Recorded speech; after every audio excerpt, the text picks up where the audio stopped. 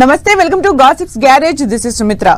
మూడు రాజధానులు అంటూ మునిగిపోయిన ఇంకా ముంపు మంత్రమే ఆలపిస్తోంది వైసీపీ. మాయ మాటలు మాట్లాడితే తాట తీస్తానంటోంది అధికార కూటమి. అటు విపక్షం ఇటు అధికార పక్షం మధ్య మళ్లీ మొదలైన రాజకీయ యుద్ధంతో ఆంధ్రుల కలల రాజధాని అమరావతిపై ఆసక్తికర చర్చ జరుగుతోంది. మూడు రాజధానుల్ని ప్రజలు తిరస్కరించినా అదే పల్లవి అందుకున్న వైసీపీ ఇప్పటికీ అమరావతిపై వ్యతిరేకత ప్రదర్శించడానికి కారణమేంటి? గత 5 ఏళ్లు నిర్లక్ష్యానికి గురైన అమరావతి పరిరక్షణకు చంద్రబాబు తీసుకుంటున్న చర్యలేంటి? ఈ రెండూ తెలుసుకోవాలంటే ముందుగా అమరావతిపై జరుగుతున్న ప్రచారంపై చంద్రబాబు ఏమన్నారో ముందుగా విందాం.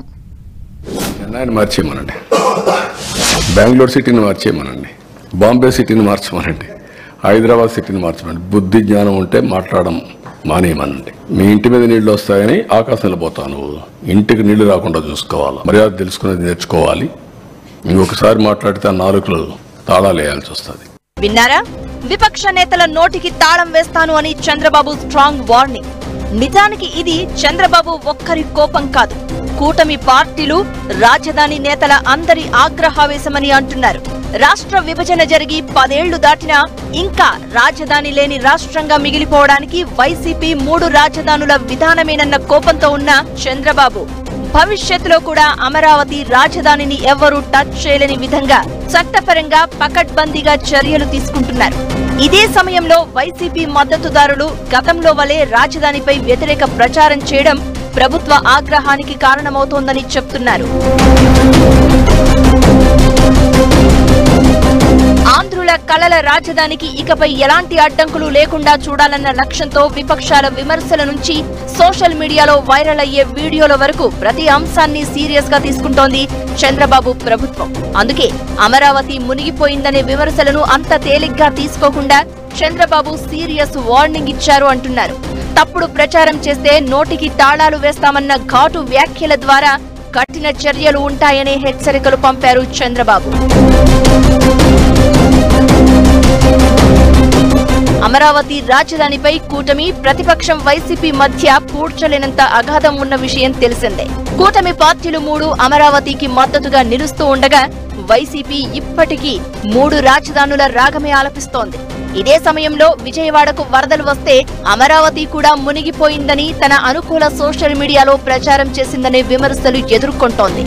ఇన్నాళ్లు ఈ ప్రచారాన్ని ఖండిస్తూ వచ్చిన అధికార కూటమి తాజాగా స్వరం పెంచినట్లు ముఖ్యమంత్రి చంద్రబాబు వార్నింగ్ ద్వారా స్పష్టమవుతోంది. గతంలో తాత్కాలిక భవనాలని, ఐకానిక్ భవనాల నిర్మాణం ప్రారంభించాల్సిందని చెప్పిన బాబు ఇప్పుడు అలాంటి మాటలకు చాలా దూరంగా ఉంటున్నారు. సాధ్యమైనంత వేగంగా రాజధాని నిర్మాణం పూర్తి చేస్తామని చెబుతూనే విపక్షాల నుంచి అమరావతిపై బురద జల్లే ప్రచారాన్ని సహించేది లేదని సీరియస్ అవుతున్నారు. ఈ క్రమంలో అధికారం చేపట్టినప్పటి నుంచి రాజధానికి అనుకూలంగా ఎన్నో నిర్ణయాలు తీసుకున్నారు. శ్వేతపత్రం విడుదల నుంచి భవనాల పటిష్టతపై ఐఐటి నిపుణుల నుంచి నివేదికలు తెప్పించడం వరకు ఓ స్పష్టమైన విధానంతో ముందడుగు వేస్తున్నారు. ఈ సమయంలోనే విపక్షం నుంచి ఎలాంటి వ్యతిరేక ప్రచారం జరిగినా గట్టిగా సమాధానం ఇవ్వాలని నిర్ణయించినట్లు చెప్తున్నారు.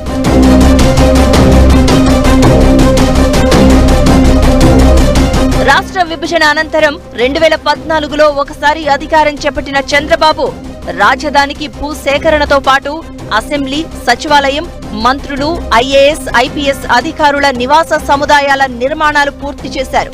ఇప్పుడున్న అసెంబ్లీ, సచివాలయాల స్థానంలో ఐకానిక్ భవనాలను నిర్మించేందుకు పునాదులు వేశారు. కానీ 2019 ఎన్నికల తర్వాత ఈ పనులన్నీ ఆగిపోయాయి. వైసీపీ ప్రభుత్వం 3 రాజధానుల పల్లవి అందుకోవడంతో అమరావతి చిట్టడివిగా మారిపోయింది. ఇక తాజా ఎన్నికల్లో అధికారంలోకి వచ్చిన చంద్రబాబు ప్రభుత్వం మళ్లీ రాజధాని పనులను పరుగులు పెట్టిస్తోంది. ఇప్పటికే జంగిల్ క్లియరెన్స్ పూర్తి చేయగా వచ్చే 2 నెలల్లో నిర్మాణ పనులు తిరిగి ప్రారంభమయ్యేలా చర్యలు తీసుకుంటోంది. ఇదే సమయంలో వరదలు రావడం, పక్కనే ఉన్న విజయవాడ మునిగిపోతే అమరావతి కూడా జలమయమైందని వైసీపీ అనుకూల సోషల్ మీడియా ప్రచారం చేయడంతో ప్రభుత్వం సీరియస్ అవుతోంది.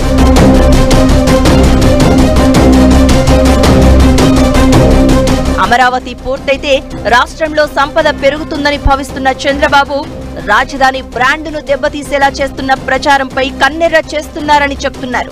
ప్రస్తుతం ఇతర రాష్ట్రాల రాజధానులుగా ఉన్న చెన్నై, ముంబై, బెంగళూరుతో పాటు దేశ రాజధాని ఢిల్లీ కూడా వరదలకు మునిగిపోయిన విషయాన్ని గుర్తు చేస్తున్న చంద్రబాబు ప్రకృతి విపత్తులు వస్తే ఎవరు ఏం చేయలేమన్న విషయాన్ని గుర్తించాలని హితబోధ చేస్తున్నారంటున్నారు.